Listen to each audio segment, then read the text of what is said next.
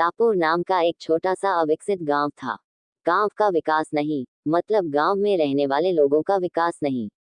इस गांव में कुछ 3-4 परिवार थे जो थोड़े बहुत खानदानी थे, बाकी सब मेहनत मजदूरी करके अपना जीवन गुजारते थे। इसी गांव में दिना नाम की एक विधवा औरत रहती थी। रहने के लिए छोटा सा घर था। 2 बच्चे थे, शायद एक 5 साल का और दूसरा 3 साल का होगा। दिना का पति बहुत मेहनती था। वो दिना को किसी चीज की कमी महसूस नहीं होने देता था या कैसी भी हालतों में साथ नहीं छोड़ता था। कैसी भी परिस्थिति हो, दोनों साथ मिलकर सामना करते थे। पर कौन जाने किस पर कौन सा अनर्थ कब आ जाए। दिना के जीवन में ऐसी घटना घटी कि उसी घटना ने दिना के पति को दिना से छीन लिया। दिना को पति के गुजरने के बाद ऐसा लगने लगा कि मैं जिंदा तो हूँ, पर मुझ में जान नहीं है। परिवार चलाने के लिए अब दूसरा कोई नहीं था सिवाय दिना के, इसलिए कैसे भी करके दिना ने अपने बच्चों के खातिर खुद को उस डेस्क से अलग किया। कुछ दिन बाद घर में जो था वो समाप्त हो गया। अब खुद क्या खाए और अपने छोटे बच्चों को क्या खिलाएं, ये समस्या उसके सामने खड़ी हो गई। बच्चों के लिए दिना को अभी कुछ काम करना ही था, इसलिए दिना अपने दोनों बच्चों को साथ में लेकर जहां काम मिलता वहीं जाया करती थी और दिन भर मेहनत करके जो भी मजदूरी मिलती उससे अपना और अपने बच्चों के पेट भरती थी। ऐसा ही समय बीतता गया और चलता रहा, लेकिन एक दिन दिना को शरीर में थोड़ी कमजोरी महसूस होने लगी। फिर भी वह काम पर गई।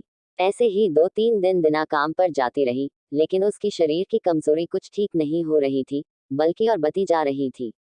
ऐसे में काम पर जाना दिना के लिए कठिन हो गया। दिना बहुत चिंतित रहने लगी, अगर काम पर नहीं गई तो मेरे बच्चे भूखे मर जाएंगे। उसी चिंता ने दिना को और कमजोर कर दिया। इतनी कमजोर कि उठने बैठने के लिए लकड़ी का सहारा लेना पड़ता था। इस कारण उसके बच्चे भूखे मर रहे थे।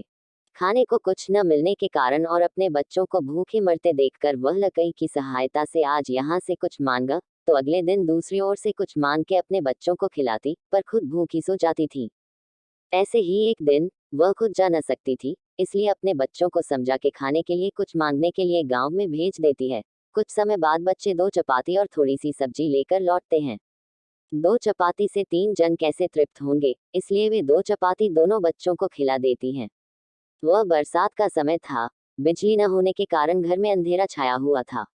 अंधेरे में ही वह अपने बच्चों को एक कमरे में सुला देती है और वह दूसरे कमरे में जाकर सो जाती हैं।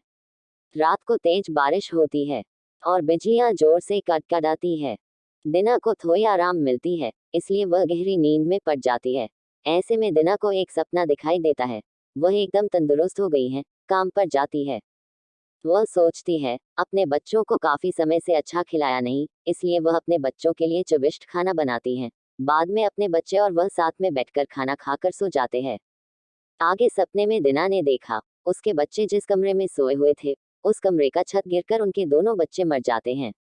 सपने में से दिना एकदम उठकर खड़ी हो जाती है, जान में जान आ जाती है और अंधेरे में ही अपने बच्चों के कमरे की ओर चल पड़ती है। कमरे में जाकर अपने बच्चों को देखकर दिना चैन की सांस लेती है। उसी समय दिना को शरीर में ज्यादा कमजोरी महसूस होती है, जिससे वह नीचे गिर जाती है और फिर वहां से उठ ही नहीं पाती है। चैन की सांस दिना की सांस ले लेती है।